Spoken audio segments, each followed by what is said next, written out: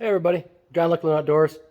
Taking a snowblower off the tractor because I got to move some hay bales around. So I figured, might as well show you guys how this thing hooks up. Let's take a look. Alright, so there's my 60-inch snowblower for my John Deere 4410. It's a diesel tractor. And it's one of the largest ones you can get that you can still mount a mid-mount mower deck on for cutting your grass and such. So I got to take this bad boy off so that I can put that loader on so that I can put some hay bales in there for the horses. So I'll show you how this thing hooks up. It's pretty straightforward. So you have your rear PTO on the back of the tractor, right? That's this guy back here, which transfers to a mid PTO via a little gearbox inside of there. And that mid PTO is right there. So to get the power from the rear all the way to the front, you gotta hit the switch on the tractor, it turns on the mid PTO, and then you turn on the main PTO. It transfers the power to this guy, which this shaft is a quick connect on or off. And that transfers the power all the way to the front PTO. There's a little gearbox up there, which the front of that shaft also is a quick disconnect from the front. So what that does is it transfers the spinning power from the rear to the mid, and then from the mid to the front. And then on the front, the blower attaches via a little shaft.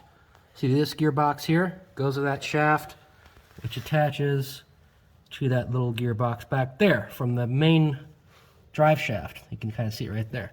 So it transfers the power all the way to the front, to that shaft, to that gearbox, and then from that gearbox, it transfers it via another shaft to that one, which in turn transfers it to your little augers here that shoot the snow like 60 to 70 feet, which is pretty sweet. Again, if you're going to get one of these, make sure you perform proper maintenance. There's a lot of grease that needs to be done, and gear oil needs to be changed on both the primaries, secondaries, all the fun stuff. But it is pretty dang nice to have.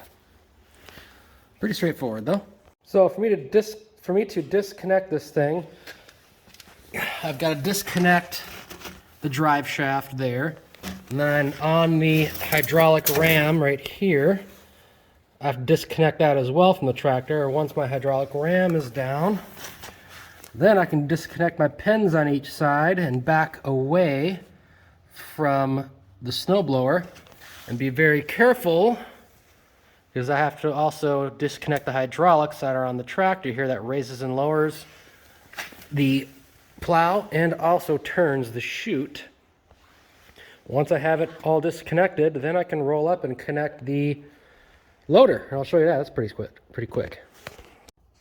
There you go. I said everything looks like disconnected. So you can see the drive shaft right here, our hydraulic ram that raises and lowers, the pins that are on both sides that go into these here. And yeah, it's pretty straightforward. Your hydraulic hoses, they just disconnect and hang on the front. A lot faster than doing it on the old lawn tractor. You gotta crawl underneath and put belts and everything on. Alright, first step here for hooking up the loader is to drive all the way up there as far as you can get, really. Make sure you're not going to run over your hydraulic lines, because this step here is getting close enough so we can hook up the hydraulics, because they don't reach very far. So got to get close, hook the hydraulics up, and then we can get back on the tractor and hook everything up without getting off. Alright, we're back up on the tractor. Hydraulics are hooked up down there. And my third function electric is hooked up. Now we got to put the loader on.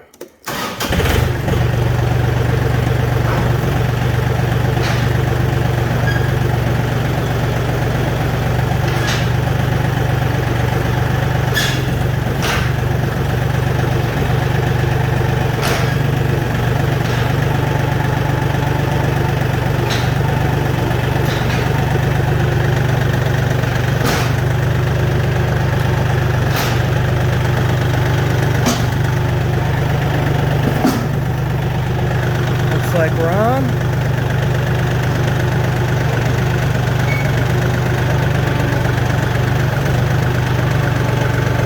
I'm gonna back it up so I'm not hooked in anything out the front. As I lift it up, the front's gonna hook into the tractor. Just like that. Now all I gotta do is flip these little guys. Oh, need a little bit more.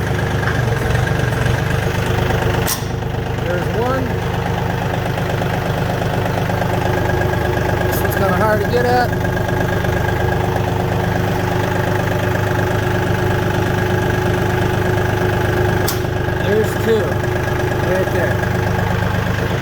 We're hooked up. All right, I shut it off so we can do a quick inspection and make sure everything's hooked up. So,